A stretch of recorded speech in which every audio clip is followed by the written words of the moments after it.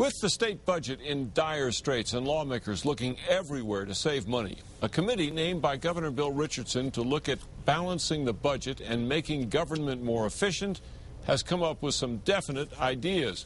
News 13's Jim Winchester's in the Newsplex. Jim?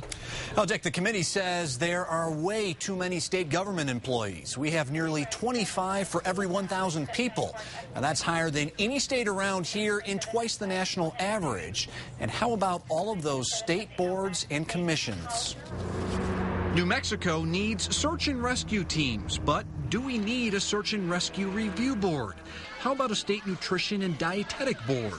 Or a local growth management organization, whatever that is? And why do we have an interior design board?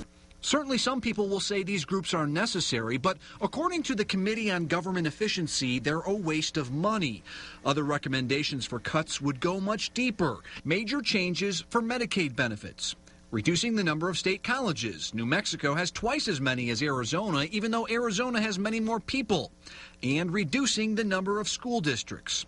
A lot of those proposals will run into strong opposition. Every recommendation they make has a horrible consequence for some school district somewhere. The committee wants to change the school funding formula to end incentives for smaller schools and smaller districts, reduce how much money schools get for high school seniors, and freeze state contributions to educator pension plans for a year. I don't know how they expect that people are going to continue to want to teach and stay in New Mexico and teach if they keep eroding what teachers need to basically survive and know that they're going to have a retirement. While public education is a big target, smaller organizations targeted for elimination have strong defenders too. I think it's absurd.